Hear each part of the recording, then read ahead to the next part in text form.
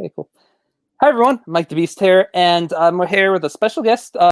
You may have seen her in The Irishman, The Punisher, on Amy Schumer's show. Most recently, she's been in Fear Street, the horror trilogy that came out on Netflix over the summer. So please, everyone, welcome Jordyn DiNatale. What's up? Hi, everyone. Jordyn, how's it going? It's good, Mike. How are you doing? It's can't complain, can't complain. So, Jordyn, before we get really into Fear Street, talk about how the process was with getting casted into it.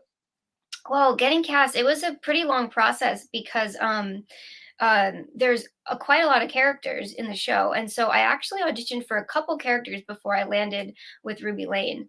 So I auditioned for a couple of the other characters, and the director really liked me. And then she was like, I think I have like the actual part that I think I want you to play. So she had me audition for it. And I was actually in LA at the time. And so I had to send in a tape virtually. I had to send in a tape. And so I taped myself singing the song that I sing. And she wasn't the director, Lee, she wasn't really sure like if she wanted the song to be like sing-songy or like kind of like spoken word. And so she was like, just play around with it. So I did, and I took a nail file, like a metal nail file, because it looks kind of like a knife. Yeah, that's awesome. And that's what I used in the audition to pretend like I had a knife in my hand. Cool. So So yeah, this is it like a was whole like fun. video. So you pretty much said like act out a little bit of the scene. What's that? So for the audition you sent in, did you have to act it out almost, or was it Oh, just? yeah, I kind of like, because obviously I didn't know like exactly what they wanted, because the draft for the movie was, they changed so much from the drafts to the final script. But from what I did know, yeah, I kind of like made up a little walk, like a creepy walk that my character had, and I did that in the audition. Yeah. That's awesome. That's awesome. And once you got the part, did you do any research into reading the series it's basically or roughly based on from R.L. Stein, or did you look into any horror, literature or movies?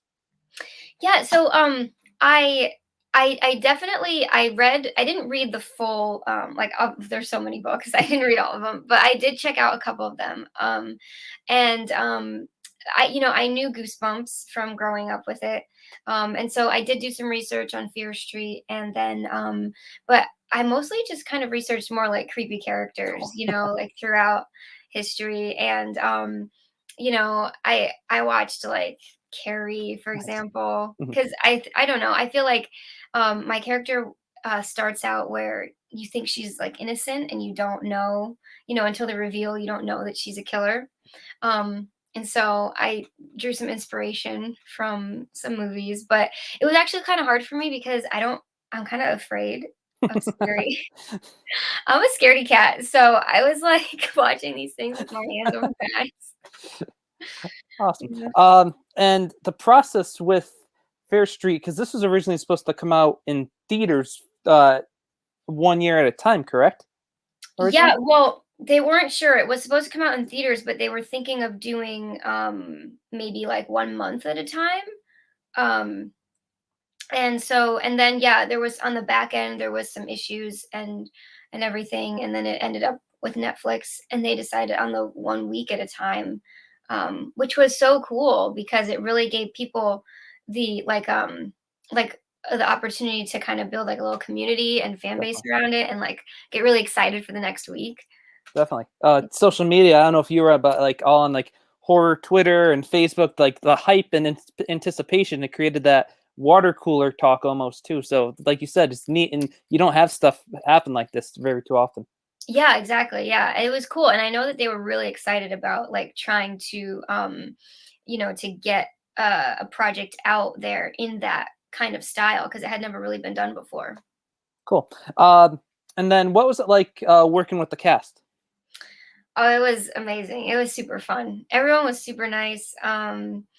Kiana and the main character, um, who played Dina, she was amazing. Everyone was great. We had a blast on set. It was a lot because it was like we filmed for like from March to end of August, Oh early wow. September. Yeah, we kind of filmed just straight through.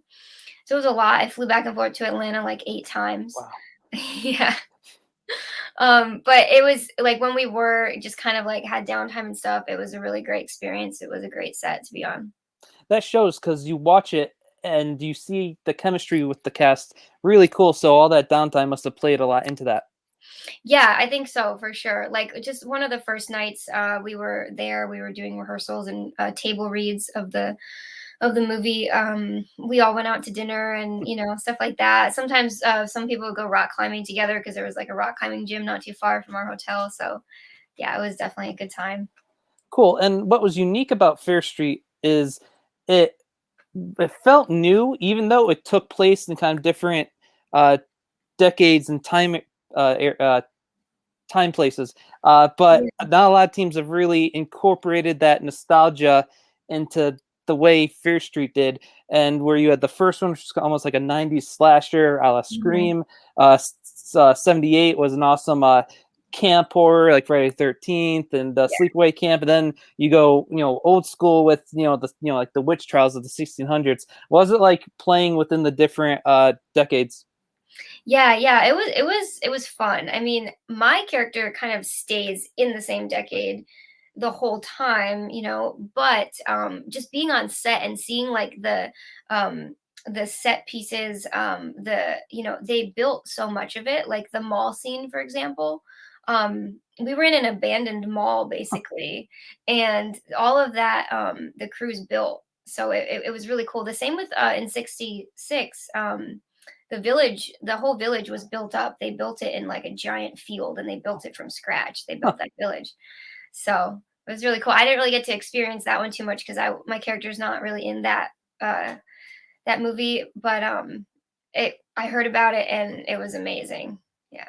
And nowadays people are looking for like the next like horror icons. Like you have your horrible universal horror monsters. You have like Yeah. Freddy, Jason, you have Ghostface and Scream. But not only does it create one new icon, you had like 5 different new horror characters throughout this series, and that people were like, oh, I want a backstory for that character, I want a solo film for that killer. What was it like being in a film that introduces these new like horror icons?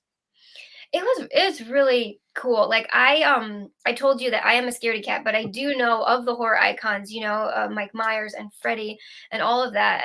I kind of just grew up with that. And so I didn't realize at first, I don't really think anyone really knew if how popular the movies would be. And so now realizing that, oh my gosh, I could potentially be one of these new horror icons is like a wild thought. And I kind of realized that when I did some horror conventions, when I went to some and experienced that some people dressed up as Ruby Lane, and that was Awesome. so cool to see. And yeah, this is the excitement around it. I know people were really loving the Nightwing Killer, and also the Milkman was a really popular one because he's just like super creepy, Yeah. super Yeah. creepy. Yeah. Now, I haven't read the books they're based on. Were those? Do you know if any of those killers were in the books, or was this all created, with the script? Yeah, don't quote me. I'm pretty sure they were all created with the script. Yeah, Awesome. they're not actual killers in the books. I don't think. It's very like loosely based on the books. Yeah. Yeah, and so yeah, so the characters were pretty much made up. And then they were created from like their design and the look of them and everything was created from our head VX makeup artist, Christopher Nelson, who was just fantastic. He's like he's a mastermind. He did Mike Myers. He Oh does no way. the new Mike Myers. When we were on set, I remember he was sketching on his tablet like the new Mike Myers. That's awesome. Yeah. Cool. So it was really cool. He's a super talented. Awesome. It sounds, just by looking at the show, a lot of the people behind the scenes, did such a phenomenal job. How much does that add? In your opinion, how much does that really add to the overall film when you've got great Mhm. talent behind the camera? It's everything. It's literally everything. It's like the films wouldn't happen. We're like honestly, the actors are like the least important people. Seriously, because yeah, it's all the behind the scenes work, all the props go out to everyone. I mean, right down to the editors, especially the editors, the who's color grading, the music, the soundtrack, everything. Yeah, the actors are like, it's like we're just way down the list of importance, in my opinion. Awesome. You mentioned the soundtrack too, almost like how the Stranger Things, the soundtrack becomes a character in the show itself. The song selection and the score were, phenomenal in the show, the series, and it really showed, and it really added just even more to that atmosphere.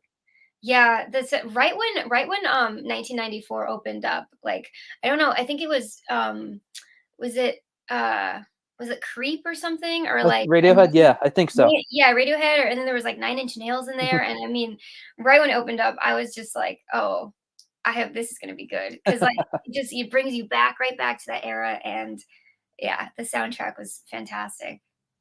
And you mentioned director Leah was her first name. Lee, yeah. Lee. What was it like working with her? Because she's done a few, pretty successful films before it, right? Yes, yeah. Yeah, she was amazing. I mean, she did something that I don't even know in history if anyone's done. Like, she directed 3 films in a row, back to back, and just did the most amazing job with all of them. And yeah, she's just phenomenal, super talented. It was Awesome, great working with her. awesome. And the way, we won't get into spoilers per se, Yeah. but it wouldn't be crazy to think that this series could create even future films and projects. What would your thoughts be on that? And if anything at all, that you could even mention it, are there any talks or anything like that? Yeah, I can't talk Sure. about anything Yeah. really, Yeah. but it would be so cool. I know a lot of people are wanting some backstories like you mentioned for some of the killers, which would be awesome. And yeah, I mean, it's such I they early on in the talks of it, there was definitely like mentions of maybe creating a universe around like a Fear Street universe, Awesome. because there's so many books. And so I don't know anything right now, but that was definitely like a talk, early on. Awesome. So we'll see. It would be amazing if that happened. Cool. Now, are you one of the actors that will look at or read or watch reviews of the project that you're in, or do you kind of just stay blind of all that?